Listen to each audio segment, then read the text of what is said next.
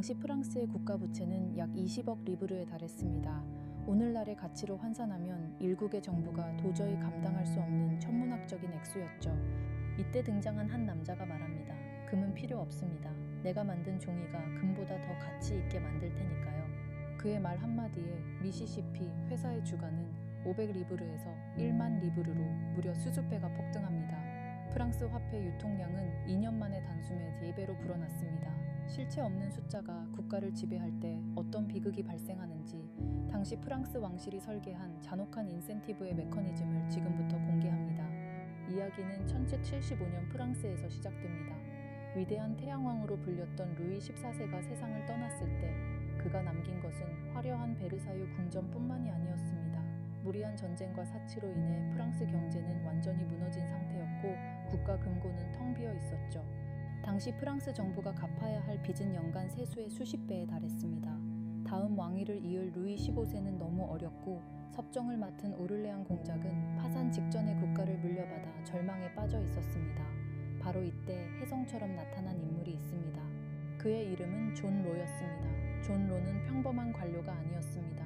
그는 도박꾼이자 살인범이었으며 동시에 천재적인 수학자였습니다. 영국에서 결투 도중 사람을 죽이고 사형 선고를 받았다가 탈옥해 유럽 전역을 떠돌던 인물이었죠. 그는 도박판에서 확률의 원리를 깨달았고 이를 국가 경제라는 거대한 판에 적용하기로 마음먹었습니다. 그의 핵심 논리는 단순했습니다. 경제가 돌아가지 않는 이유는 돈이 부족하기 때문이고 그 돈이 부족한 이유는 금이나 은처럼 수량이 한정된 금속에 매달리기 때문이라는 것이었습니다. 그는 종이로 된 화폐를 찍어내어 시장에 유동성을 공급하면 경제가 살아날 것이라고 주장했습니다.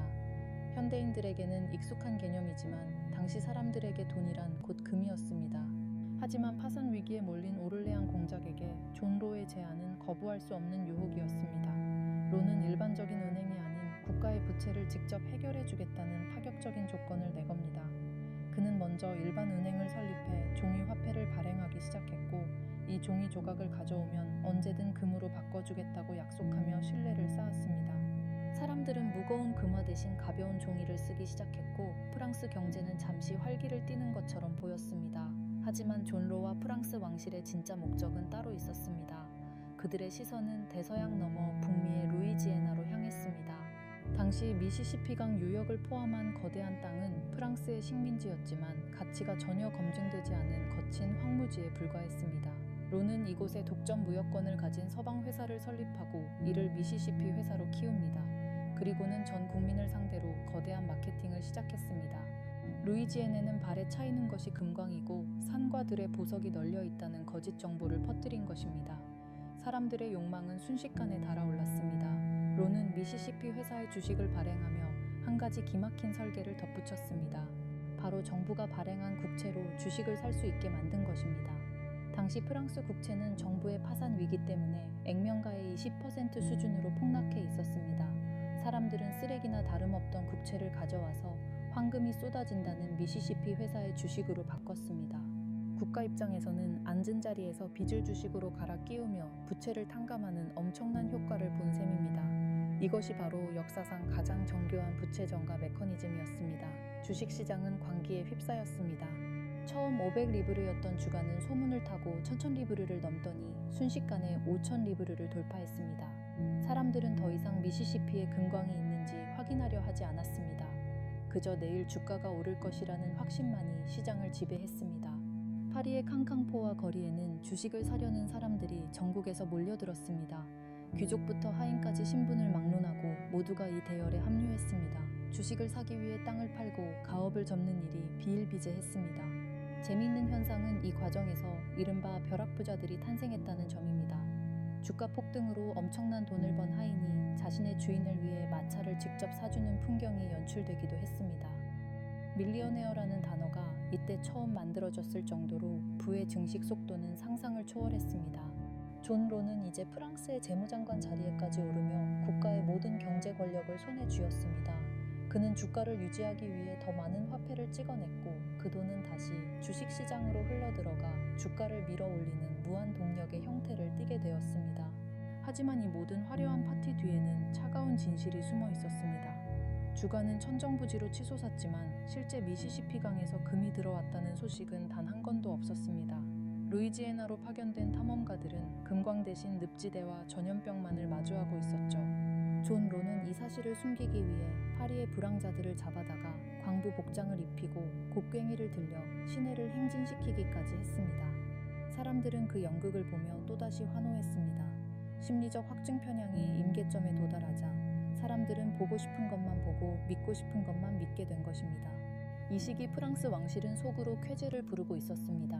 국민들이 열광하며 주식을 사는 동안 왕실의 부채는 사실상 사라지고 있었기 때문입니다.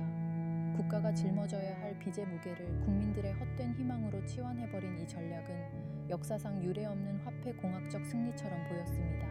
하지만 시스템이 감당할 수 있는 유동성에는 한계가 있는 법입니다. 시장에 풀린 종이 화폐의 양은 이미 프랑스가 보유한 실제 금의 양을 수십 배 초과해 있었습니다. 폭풍전야의 고요함 속에서 영리한 자들은 하나둘씩 낌새를 채기 시작했습니다.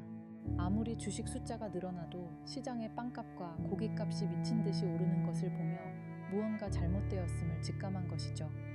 실물 경제가 화폐의 팽창 속도를 따라가지 못하자 인플레이션이 발생했고 사람들은 서서히 종이 조각이 아닌 진짜 금을 찾기 시작했습니다. 거대한 신기루가 걷히기 직전의 그 팽팽한 긴장감 속에서 마침내 누군가가 금 인출을 요구하며 은행의 문을 두드리기 시작했습니다. 균열은 아주 작은 곳에서 시작되었습니다. 천재직 20년 초 왕실의 일원이었던 콩티 왕자가 자신이 보유한 미시시피 주식을 팔아 엄청난 양의 금으로 바꿔가겠다고 요구한 것입니다. 그는 세대의 마차에 금괴를 가득 실어 날랐고 이 광경을 목격한 파리 시민들은 동요하기 시작했습니다. 그토록 가치 있다던 종이 화폐와 주식을 왜 왕족들은 다시 무거운 금으로 바꾸려 하는가에 대한 근본적인 의문이 터져 나온 것이죠. 이것은 시스템의 가장 취약한 고리인 신뢰에 금이 가기 시작한 결정적인 순간이었습니다. 존 로는 당황했습니다. 그는 즉시 금과 은의 보유를 제한하는 강력한 법령을 발표합니다. 일정 금액 이상의 금을 가진 사람을 고발하면 포상금을 주겠다는 파격적이고도 공포스러운 정책까지 시행했죠. 심지어 그는 종이 화폐가 금보다 더 높은 가치를 지닌다고 강제로 선언하며 실물 자산을 억누르려 했습니다. 하지만 경제라는 생태계에서 강제적인 억압은 역효과를 불러올 뿐입니다. 국가가 금을 쓰지 못하게 막을수록 사람들은 종이 화폐의 가치를 의심했고 암시장에서 금의 가치는 천정부지로 치솟았습니다. 미시시피 회사의 주가는 1만 리브르라는 정점을 찍은 뒤 미끄러지기 시작했습니다. 존 로는 주가를 방어하기 위해 또다시 어마어마한 양의 지폐를 찍어내어 주식을 사들였습니다. 하지만 이것은 불에 기름을 붓는 격이었습니다. 통화량이 폭발적으로 늘어나자 파리의 물가는 걷잡을 수 없이 폭등했습니다.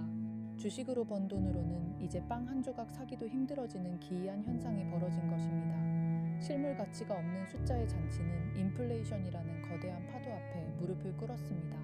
천체대일 20년 5월 결국 정부는 주식의 공식 가치를 절반으로 낮춘다는 발표를 합니다. 이 발표는 사실상의 항복 선언이었습니다. 파리는 순식간에 아수라장이 되었습니다. 주식을 사기 위해 전 재산을 쏟아부었던 시민들은 분노했고 은행 앞은 자신의 종이 조각을 금으로 바꾸려는 사람들로 인산인해를 이뤘습니다. 이 과정에서 압사 사고가 발생할 정도로 혼란은 극에 달했습니다. 어제까지만 해도 프랑스의 구원자로 칭송받던 존 로는 이제 국가를 망친 사기꾼으로 낙인 찍혀 성난 군중을 피해 도망쳐야 하는 신세가 되었습니다. 결국 그해 말 존 로는 변장을 한 채 프랑스를 탈출합니다. 그가 떠난 자리에는 휴지 조각이 된 주식과 가치가 폭락한 종이 화폐, 그리고 평생 모은 재산을 잃고 절망에 빠진 수많은 국민만 남았습니다. 하지만 여기서 우리가 참견해봐야 할 아주 차갑고도 섬뜩한 진실이 하나 있습니다. 이 모든 소동이 끝난 뒤 가장 큰 이득을 본 집단이 누구인가 하는 점입니다. 놀랍게도 그것은 바로 프랑스 왕실이었습니다.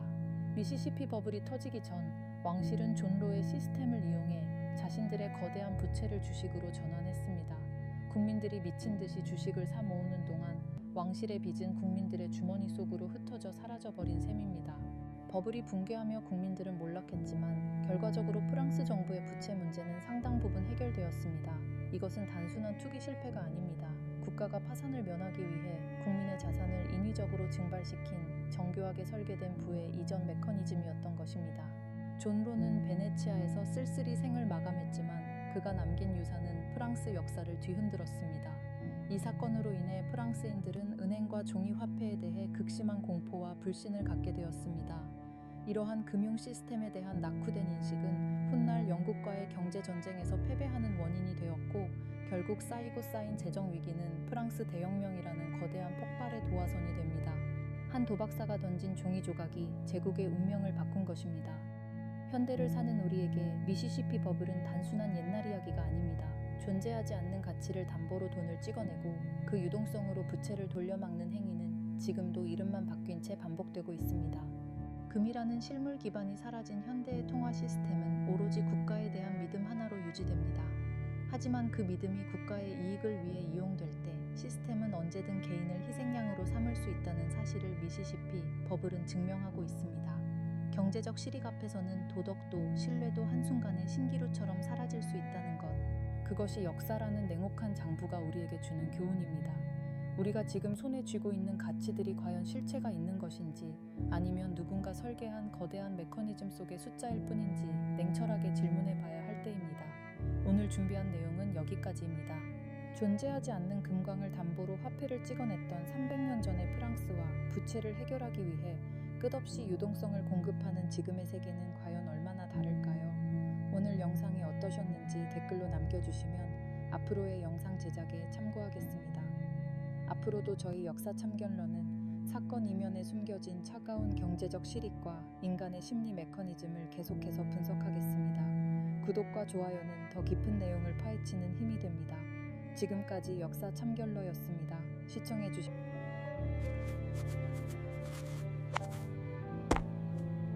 구독, 좋아요 꽉 눌러주세요.